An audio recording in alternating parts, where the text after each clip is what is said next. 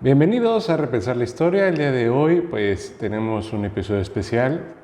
Este día te voy a comentar un poquito sobre la historia del yoga. Como verás, si nos estás viendo en YouTube, estamos en el estudio de yoga Namaya, aquí en San José del Cabo, un lugar que ha sido pues ideado y potencializado por mi esposa Guadalupe Seferino, en donde entre ella y su servidor hemos estado haciendo clases de yoga y también pues nos surgió la necesidad de, si te estás uniendo a este grupo en Los Cabos o bien quieres saber de dónde viene esta tradición milenaria del yoga, pues aquí tenemos un pequeño y brevísimo episodio sobre la historia del yoga.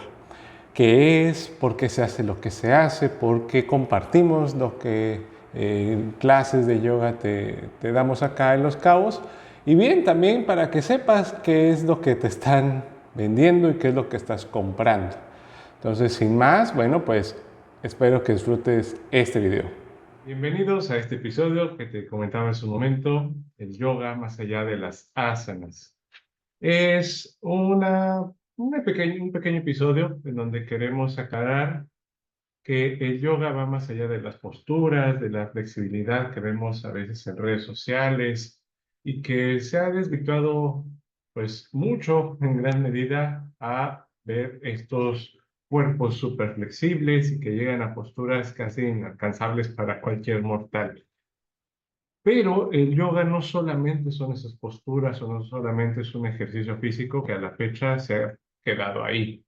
El yoga es tal cual una filosofía de vida, es un estilo de vida que está respaldado por un montón de escrituras que vamos a ver el día de hoy, que te voy a platicar el día de hoy, y que eso es el objetivo de este pequeño episodio. Entonces, sin más, pues vamos a ir comenzando. Parte de lo que a mí me interesa que sepas que es el yoga, bueno, pues sobre todo esta parte, el poder traer como evidencia ciertos textos antiguos que nos ayuden a vislumbrar qué es el yoga. Entonces, el Bhagavad Gita es uno de esos libros antiguos en donde se empezó a platicar sobre esta palabra yoga. Y en el Bhagavad Gita, que posteriormente lo vamos a revisar, es que en donde decía una persona que está en unión con la sabiduría, se entendía que yoga era la sabiduría, renuncia a los buenos y malos resultados de sus acciones en esta vida. Por tanto, comprométete en el yoga, es decir, en la sabiduría, que es la destreza en las acciones. Entonces, el ser humano ha visto que el yoga o esta parte de la sabiduría trataba de discernir en tener los buenos o malos resultados en esta vida. Entonces el yoga lo vamos a entender como esta sabiduría, estas acciones que nos van a llevar a tener una vida mucho más grata, mucho más amena, tener un bienestar.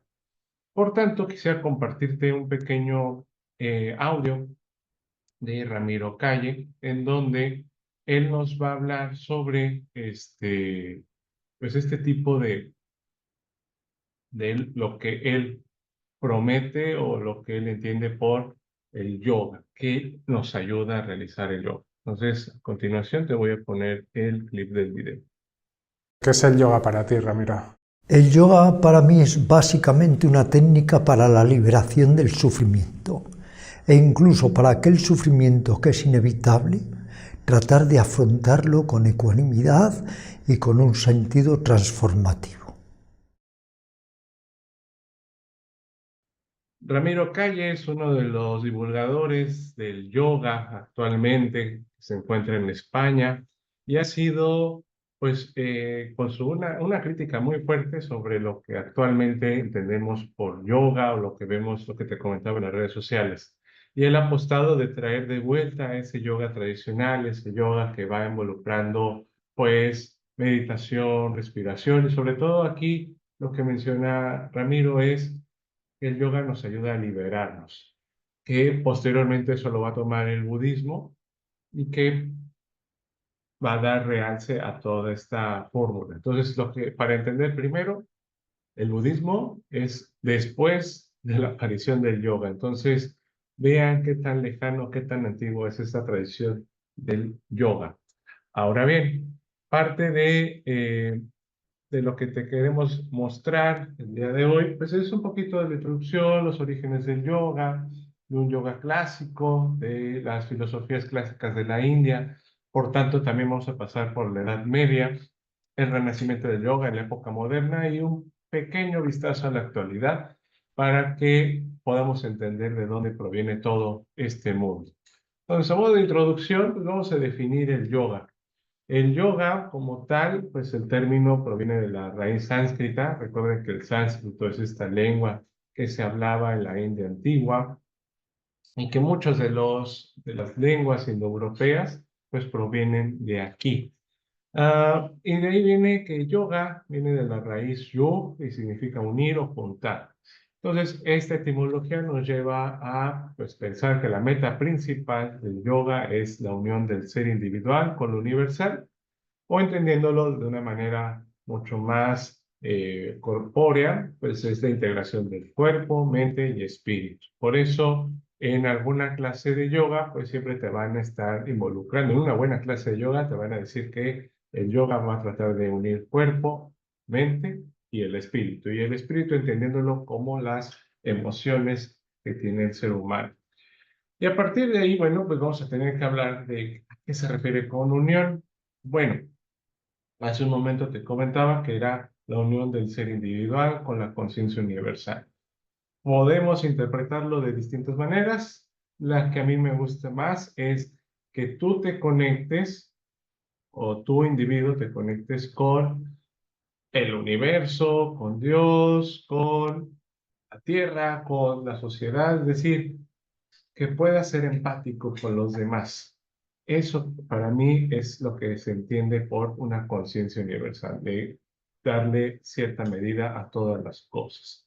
Y por tanto, también el yoga es una disciplina que involucra no solamente prácticas físicas, sino también prácticas, pues, mentales, espirituales, lo que te decía hace un momento.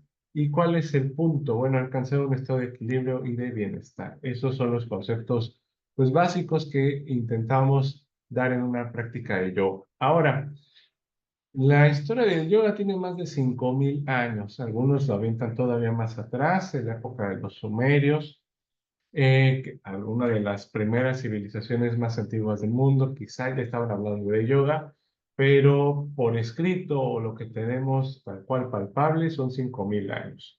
Y esto ha evolucionado a distintos milenios, adaptándose a diversas culturas y contextos históricos. Entonces, parte de todo esto es que ha estado de distintas maneras en distintas partes del Asia sobre todo y después en América que se ha adaptado a eso. Ha sobrevivido tanto tiempo por este tipo de evolución que ha tenido. También el yoga, pues aquí queremos plantarlo muy bien, no solo es una práctica física, sino una filosofía de vida, como decía en un principio, porque abarca aspectos éticos, mentales y espirituales.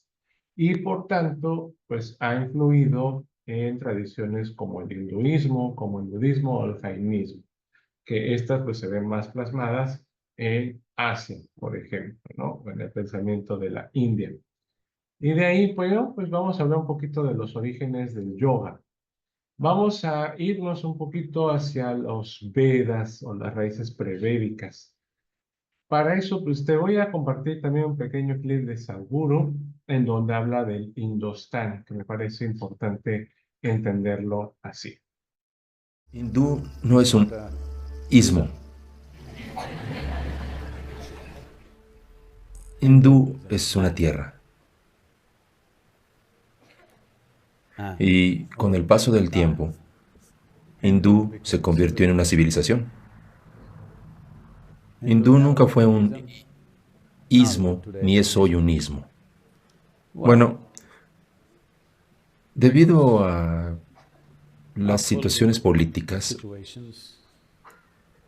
a las luchas de poder que ocurren entre las personas, la gente cambiará de opinión a su antojo.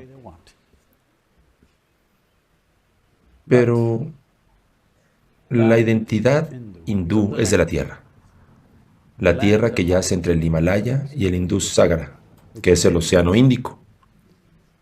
Entre las cordilleras y el océano, esta tierra es hindú. La gente que vivió aquí naturalmente se volvió hindú, así que esta se empezó a llamar Indostán, la tierra de los hindúes.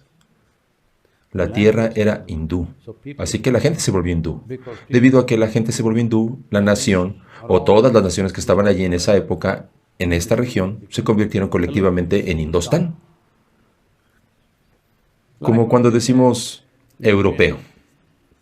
Puede ser francés, puede ser italiano, puede ser español, puede ser ahora Ucrania. No sabemos quién más se volverá europeo. Turquía se está volviendo europea.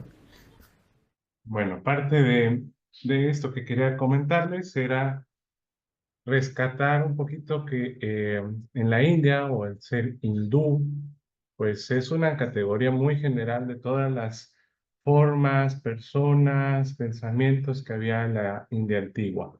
Entonces, para que nos sirva de recordatorio, la India, pues lo tenemos aquí marcado. Las personas que están en el audio, pues estoy marcando ahí en el sur de Asia, donde se puede ver el Indostán.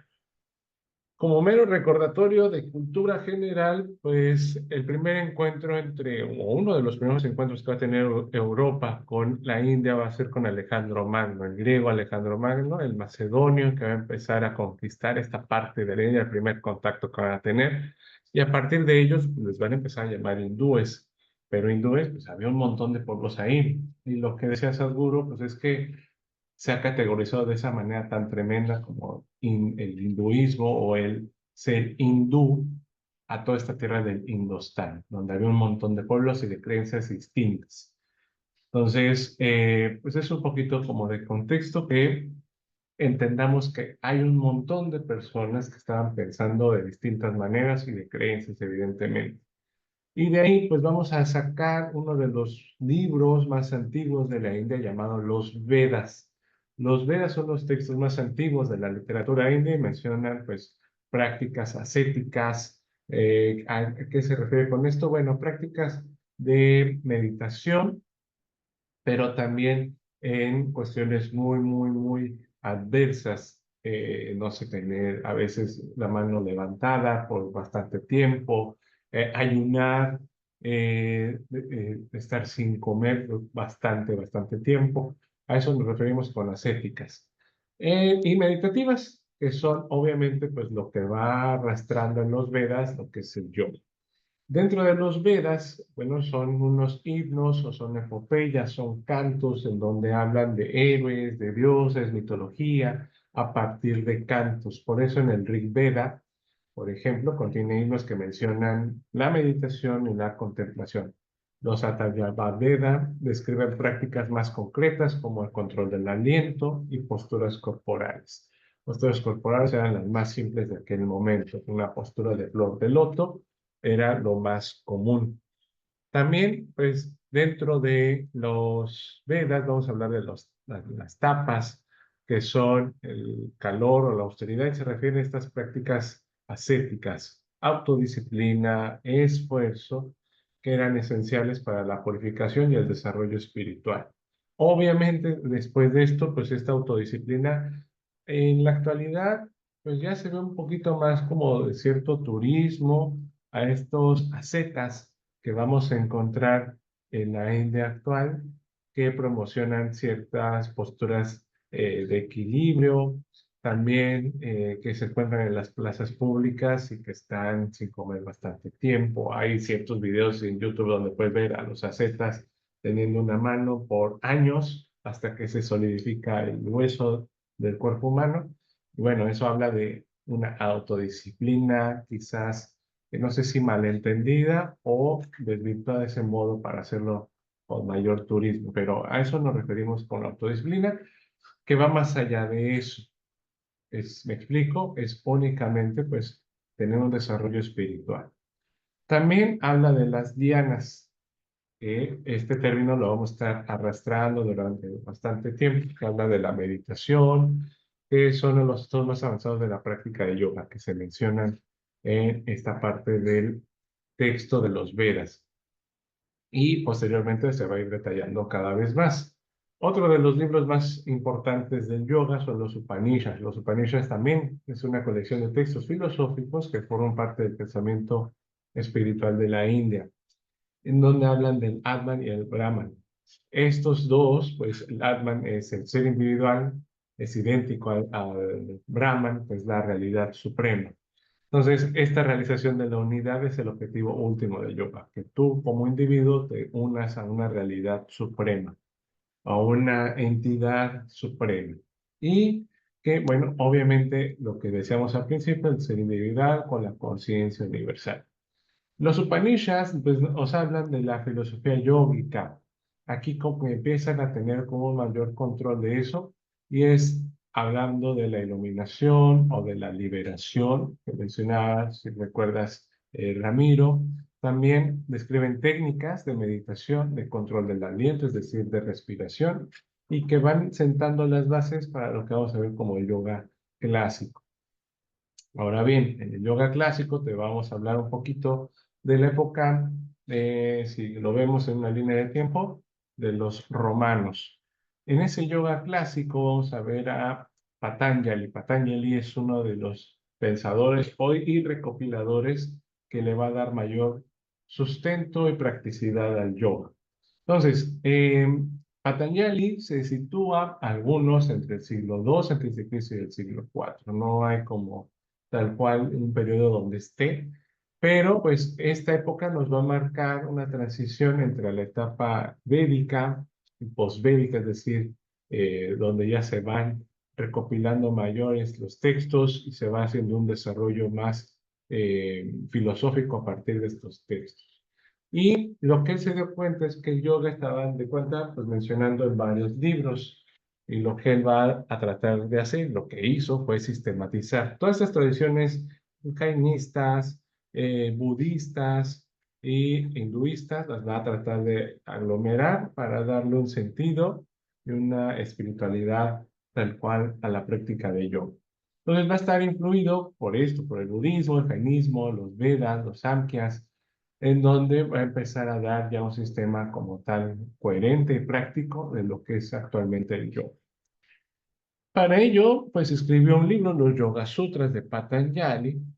En estos sutras son pequeños oraciones, reflexiones, cantos, si lo queremos ver así, en donde pues, nos habla de estos pensamientos y están divididos en 4 secciones.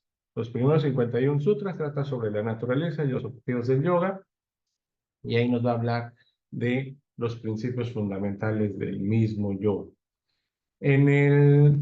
La segunda parte aborda la práctica del yoga, describiendo el Ashtanga Yoga, que es el camino de las 8 ramas.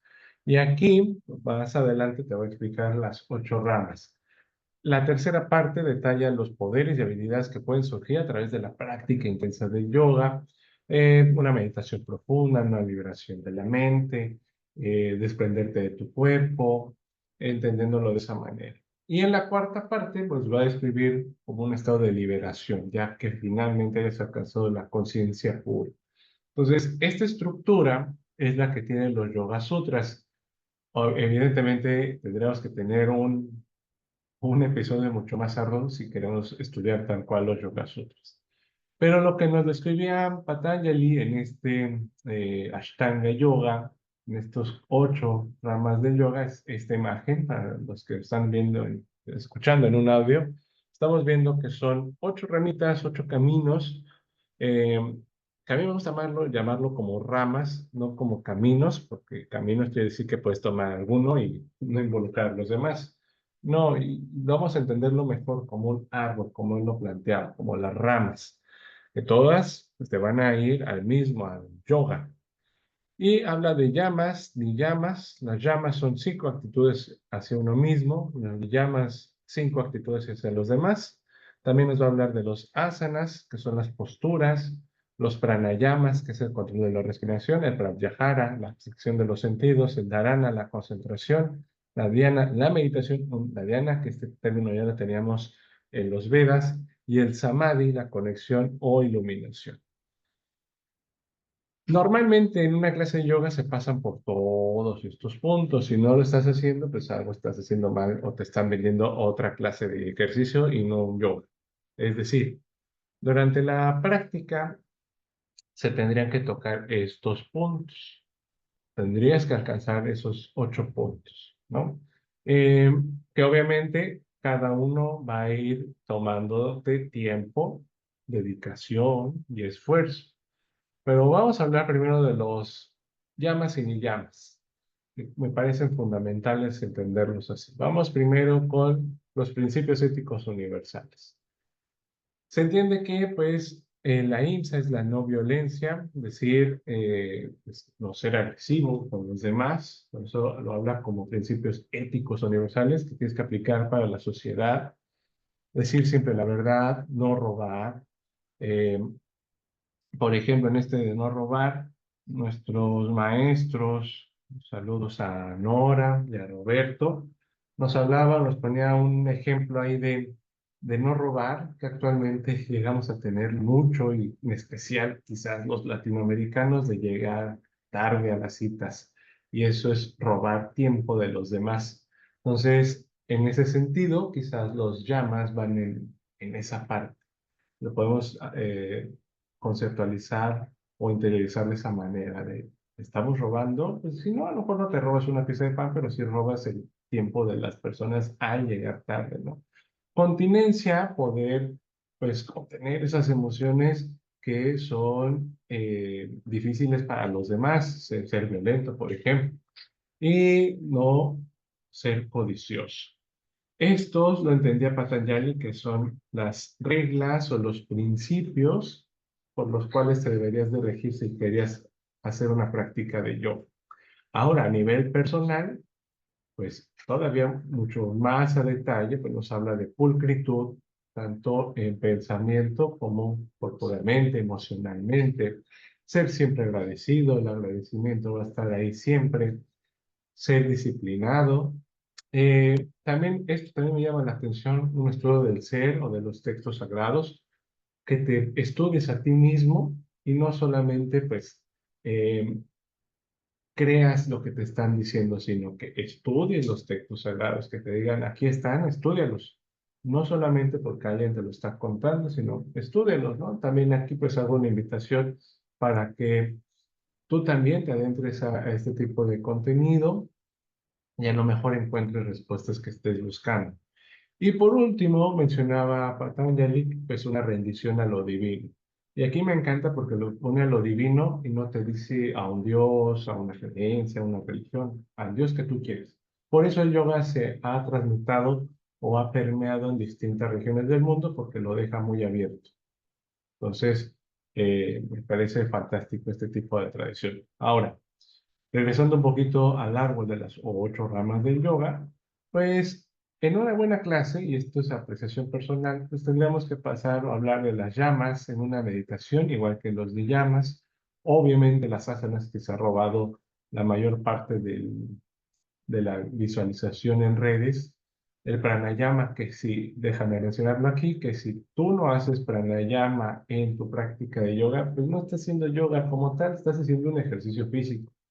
Entonces, eh, hay que hacer este tipo de ejercicio de pranayama porque te va a ayudar a abstraerte de los sentidos, tener una concentración. Y evidentemente, esto te va a llevar a una meditación tanto activa como estática, tal cual al iniciar la sesión o al terminar, que al terminarlo podríamos conectar el samadhi con la postura de Shavasana, por ejemplo, que a veces nos llega a costar trabajo pues soltar cuerpo y tener ahí una conexión con este desprendimiento de tu cuerpo y dejarte fluir con el ejercicio que acabas de realizar.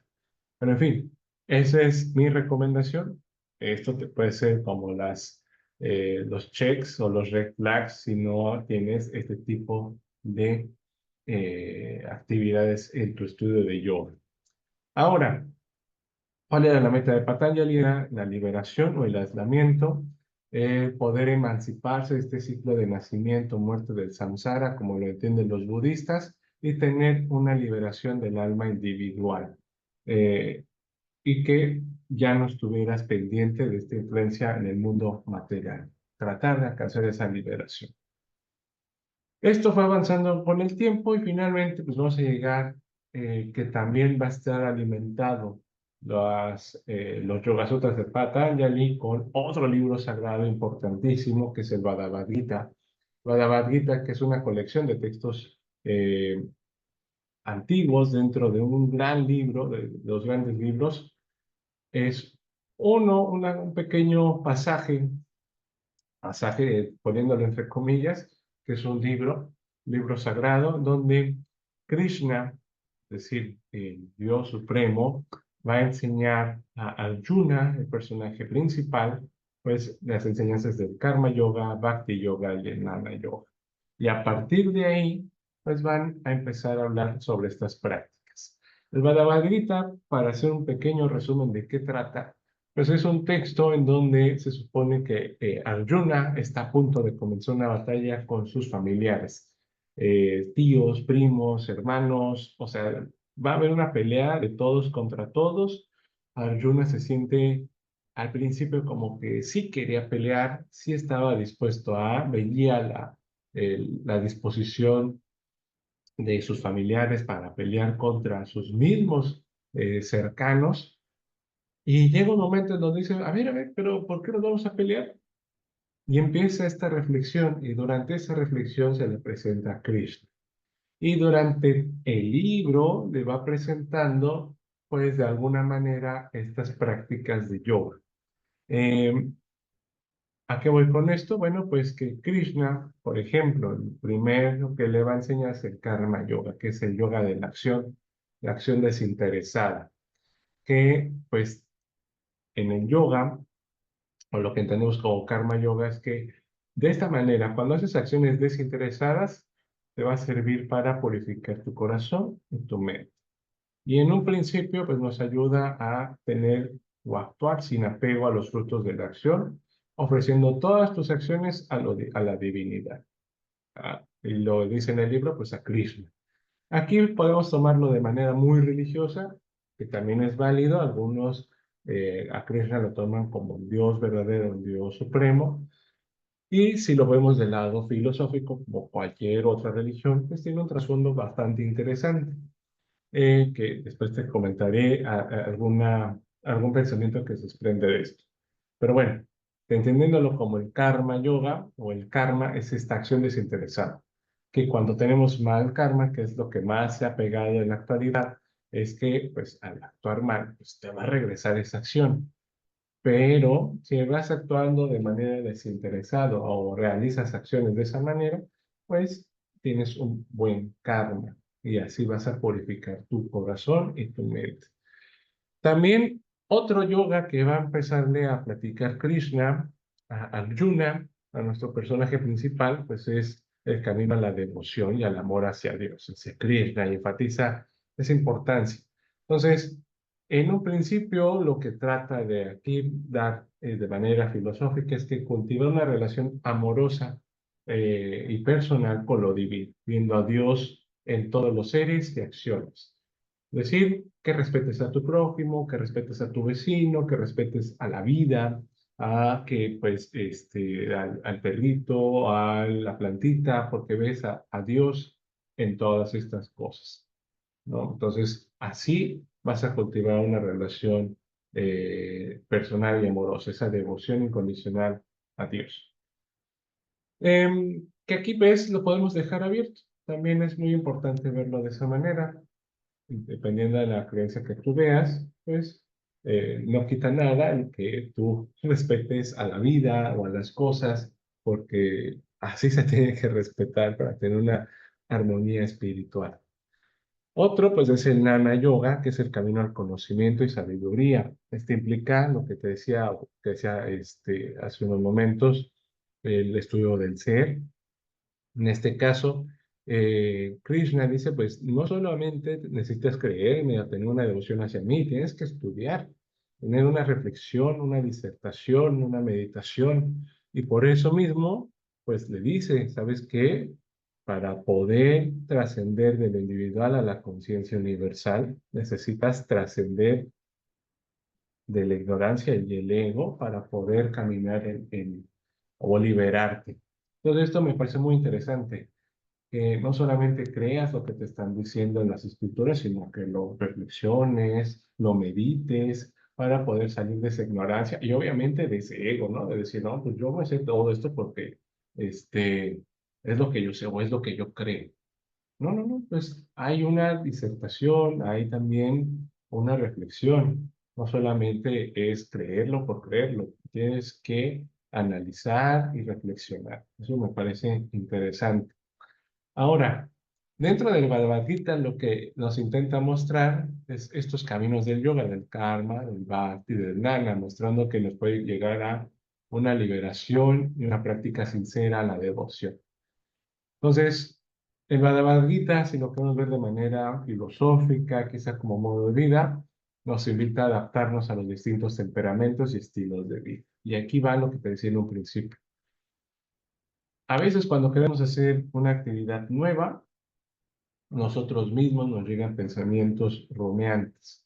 Y me explico, por rumiantes, pues nos vamos a tener aquella persona, a ti mismo, en tu fondo del ser, que va a tratar de quitarte de hacer esas nuevas acciones. Hacer ejercicio, tu cita con el psicólogo, hacer una cosa nueva que te beneficie, siempre va a haber esa personita dentro de ti que te va a decir, no lo hagas. Y va a hacer todo lo posible por no hacerlo. Así como en la batalla vas a tener un familiar que va a hacer todo lo posible para que no logres su objetivo, así. Creo que el Bhagavad Gita va en ese sentido. Y eso nos invita a reflexionar qué tan dispuestos estamos pues, para lograr nuestros objetivos.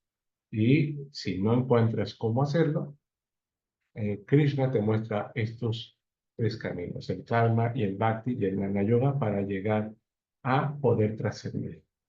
Eso es como lo que a mí en síntesis me deja el Bhagavad Gita. Entonces, por eso es un mundo, nos va a llevar a un mundo espiritual, ético y con un propósito. Estas enseñanzas pues nos llevan a eso, a tener una comprensión y una práctica del yoga. Ahora, en la práctica medieval, atendiendo un poquito más adelante la historia, pues ya vamos a encontrar lo que conocemos como el Hatha Yoga. El Hatha Yoga es, digamos que el yoga tradicional como actualmente lo conocemos. Hatha Yoga surge en el contexto medieval de la India en el siglo XI, entonces cuando en Europa estaban los castillos, los reyes, las cruzadas, bueno, en la India se estaba desarrollando esta tradición esotérica y práctica en un contexto amplio de prácticas tántricas y budistas. Hay una mezcla interesante de estas filosofías. Los maestros del Hatha Yoga, como Machadentrana y Goranata, son figuras legendarias que se consideran los fundadores de esta tradición. Hatha se compone de Ha y de Sol y Ta de Luna. Simboliza la unión de estas energías opuestas. Entonces, vamos a tener unos textos claves para entender el Hatha Yoga. El Hatha Yoga de Pradipika, escrito por Swamatarama en el siglo XV, y es uno de los textos más influyentes. El contenido de este texto, pues así a grosso modo, nos va a hablar de asanas, de las posturas, el pranayama, que es el control de la respiración, los shakarmas, las prácticas de purificación, los mudras, que son los gestos con las manos, que vamos a hablar un poquito más adelante, y las bandas, que son los bloqueos energéticos. Ahora, aquí a mis amigos que están escuchando el audio, pues estamos viendo una imagen ahí del Pradipika, en donde nos van a mostrar ciertas posturas, prácticas de purificación, en donde dan ahí algunos vistazos de algunas posturas. Ahora también otro libro es el Geranda Samhita, en donde pues habla igual, más o menos por lo mismo. Va a hablar de los Shatkarmas, de las técnicas de purificación, también pues de las asanas, los mudras, pratyahara, pranayama, las dhyanas y el samadhi. Pero bueno, ¿cuáles son los objetivos de las técnicas del Hatha Yoga, el yoga tradicional? Bueno, y aquí puedes poner un check por si estás haciendo Hatha Yoga, pues sabes que el objetivo principal es preparar el cuerpo y la mente para una meditación profunda y una realización espiritual. Es decir, el cuerpo es un instrumento para alcanzar esa meditación. Y a través de estas prácticas físicas y control de energía, vas a equilibrar tus energías internas, purificar tu cuerpo y calmar tu mente. Eso es lo más importante. ¿Cómo se va a hacer? Bueno, el Hatha Yoga te dice, bueno, eso es a través de las asanas, posturas físicas diseñadas para fortalecer, flexibilizar el cuerpo y obviamente crear estabilidad para la meditación. Entonces volvemos a lo mismo, las asanas son un instrumento para la meditación. Y también para nuestros amigos que están escuchando el audio, estamos viendo dos ejemplos de posturas o de asanas que estamos viendo hasta la fecha, una postura de flor de loto o la postura del árbol, Virkasana, en donde están aquí algunos testimonios de estas pequeñas esculturas en la India. También el pranayama, que es el control de la respiración, que es regular el prana, la energía vital. Entendían que el oxígeno o este aire, la respiración, nos daba la energía vital y calmar la mente. Tenemos aquí también dos imágenes en donde vemos una muy moderna y la otra medieval, donde vemos igual un tapete incluso aquí como un tigre, ajá, en que vemos a alguien que está practicando una técnica pranayama, eh, en donde, pues, en el texto antiguo, pues vemos cómo se está desprendiendo del mundo terrenal. Que aquí podemos tener varias interpretaciones, sin meternos a ámbitos esotéricos, pues yo aquí lo podría entender que vas desprendiendo tu cuerpo del medio físico. Por eso sientes que levitas, ¿no? Te concentras tanto en esa meditación o en ese ejercicio de pranayama que puedes alcanzar eso, ¿no? Bueno, también los rakarmas, que son estas prácticas de purificación para limpiar el cuerpo físico y energético. Está el neti, que te ayuda a liberar estas fosas nasales, que se haga con agua salina, que a veces para los bebés lo llegan a practicar y te invito a practicarlo cada vez que estés mormado o que para el Hatha Yoga es que lo practiques constantemente, incluso antes de hacer un ejercicio de pranayama, se te pide que hagas este tipo de ejercicios. El Dawiti, que es una limpieza por una sábana del tracto digestivo, que también es una purificación intensa. El Nawili, que es tal cual mover el tracto digestivo, estos movimientos que también se han viralizado en redes sociales, donde se ve el movimiento del vientre, que te ayuda a hacer un masaje al intestino y también, obviamente, ese movimiento te ayuda a tener una mejor digestión y una purificación. El Basti, que es una limpieza también rectal, por eso te digo que es tal cual, una purificación extrema o hasta que llega a la médula. También el Kapalabhati, que es otra técnica de purificación, una respiración de fuego que te va a activar tal cual el pecho, abdomen y obviamente la nariz, en donde vas a hacer este tipo de purificación. Y el Trataka, que es básicamente una limpieza ocular, que es ver fijamente un objeto, en este caso una vela, hasta el punto en que empieces a hacer un pequeño lavado ocular. Bueno, esas son algunas de las técnicas de purificación. Y de los mudras o bandas, pues los mudras son estos pequeños gestos que hemos visto en algunas esculturas que te ayudan a tener o a conectar con la energía que hay en tu cuerpo. Los hemos visto en algunos budas, también en algunas pinturas que pues ayudan o estimulan a tener o potencialidad estos bloqueos energéticos, ¿no? Y las bandas son estos centros energéticos que puedes ir activando con la respiración. En la banda, donde se encuentra en el perineo, en el abdomen y en la garganta. Entonces, si estás haciendo también Hatha Yoga, pues esto te lo van a explicar más a detalle los maestros que llevan tu clase.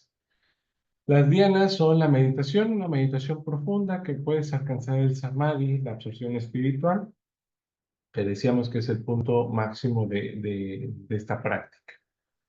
Y bueno, también dentro de la filosofía del Tantra Yoga, estas prácticas también tántricas que nos habla de esta energía divina de Shakti, la conciencia suprema de Shiva, estos dos, esta unión, pues nos van a hablar de esas fuerzas tántricas. Ahora, algunos se han desvirtuado porque Shakti es mujer, Shiva como hombre, pues esta unión a veces llegaba a verlo como una práctica de relaciones sexuales, que también ese punto.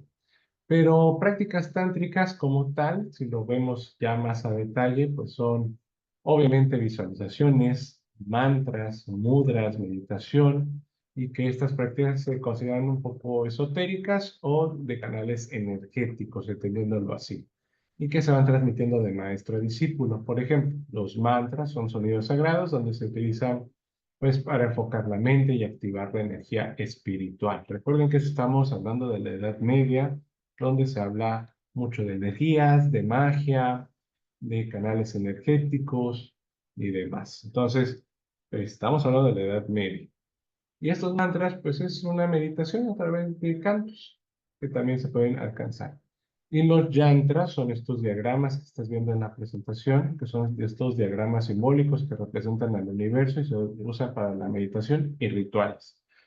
Esto es bastante interesante que los llantos podríamos tener también un episodio aparte, porque estas formas geométricas se han visto a nivel microscópico, a nivel igual físico, con algunas vibraciones de sonido, y también en el universo se han visto estas formas actualmente con telescopios que existen estas formas, y es bastante interesante cómo es que la Edad Media ya tenían conocimiento de cada una de estas formas geométricas. Entonces, cosas que pensar, ¿no? Y también pues quería contarte un poquito de las técnicas esotéricas y las prácticas corporales que hay en el Hatha Yoga, que se van a ir incorporando. El Kundalini, por ejemplo, que es esta energía que se potencializa en la columna vertebral y que se puede despertar a través de las prácticas del Hatha y del Tantra Yoga.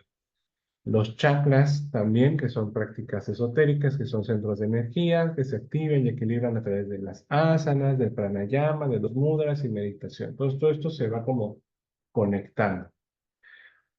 Y bueno, a partir de ahí, ya casi para terminar, pues vamos a tener el renacimiento del yoga en la época moderna. Y en esto vamos a tener dos exponentes, Swami Vivekananda, donde él va a popularizar el yoga en Occidente, para ser más preciso, a finales del siglo XIX, principios del XX, en donde pues va a empezar a llevar el yoga hacia Estados Unidos, hacia Europa también, y va a tener bastante interés masivo por estas enseñanzas espirituales de la India, que ya tenían años, siglos estando en la India, que posteriormente se fue popularizando en el mundo occidental.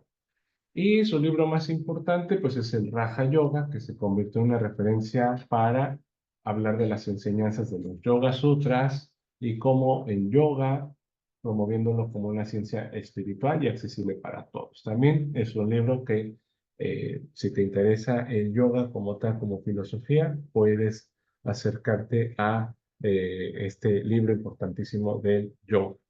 Vivekananda presentó al yoga no solamente como una disciplina física, sino también como un camino espiritual a la autorrealización.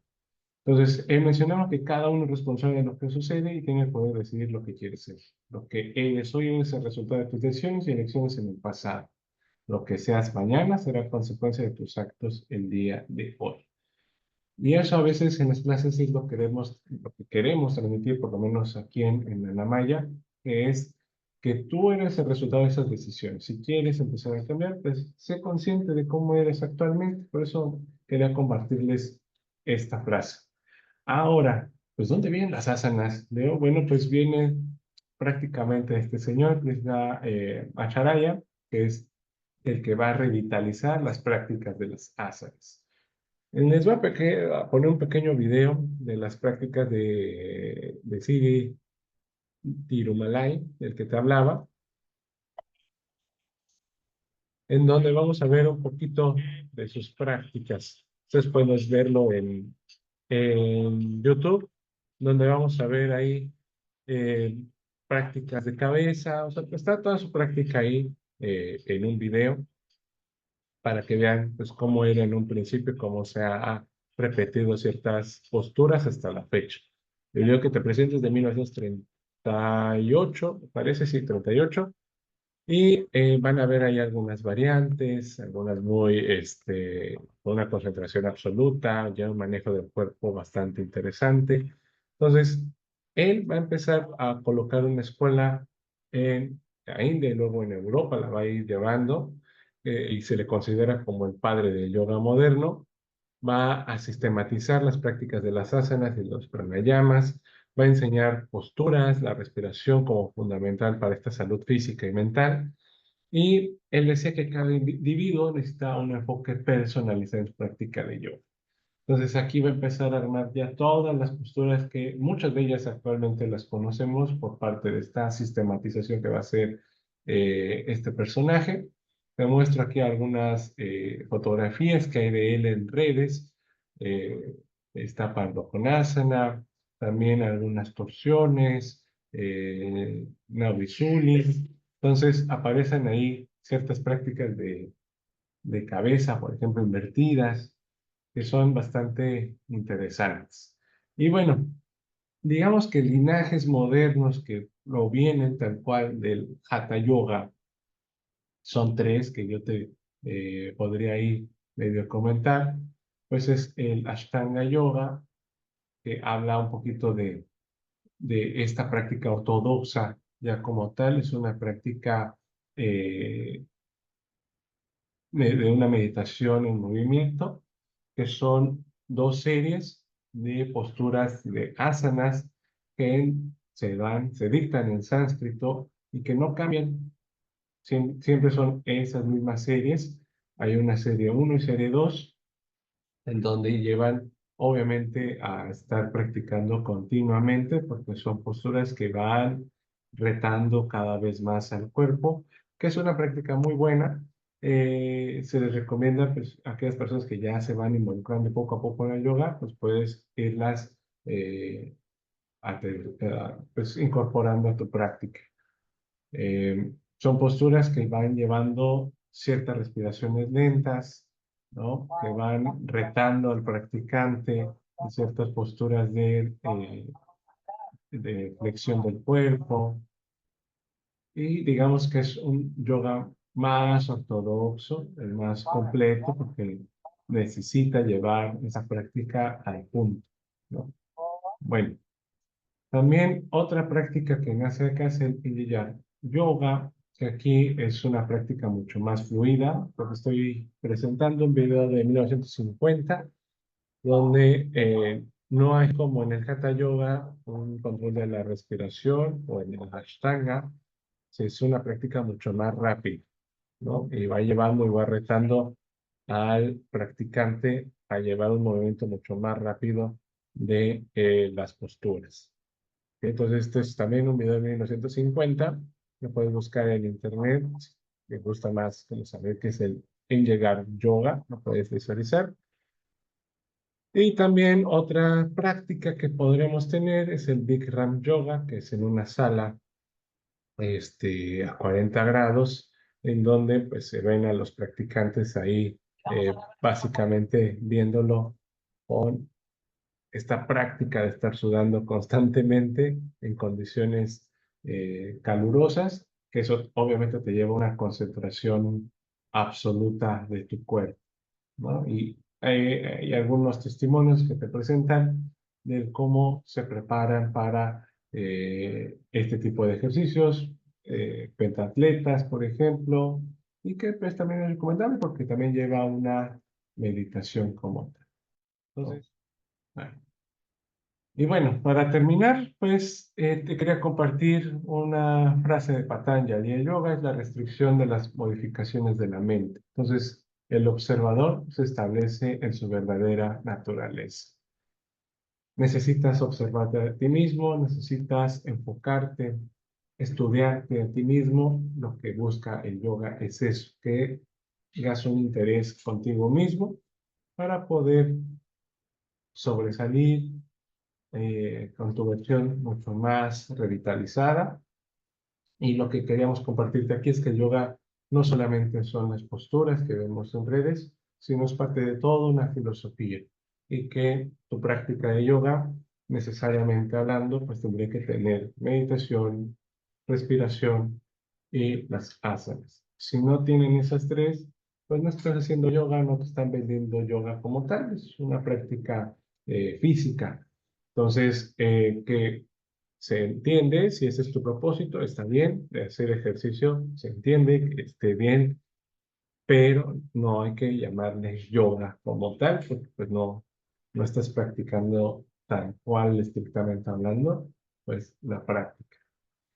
Y bueno, pues espero que te haya gustado. Déjame tus comentarios en las redes sociales. Si te gustó el video, pues compártelo y espero que esto te sirva para tener más conciencia de lo que estás haciendo en una práctica de yoga, que llevas o estás practicando una tradición que lleva milenios en la raza humana y que lo que busca es un bienestar a nivel corporal, espiritual y mental. Y espero que te haya gustado este episodio. La verdad es que fue un extracto de una charla que tuve aquí en el estudio sobre la historia del yoga. Si tienes alguna duda, comentario, sugerencia, házmelo saber en los comentarios. Y si quieres que profundicemos en alguno de estos temas, házmelo saber también por los mismos medios. Y sin más, bueno, pues recuerda, siempre se puede aprender algo del pasado. Soy Leo y nos vemos en otro episodio.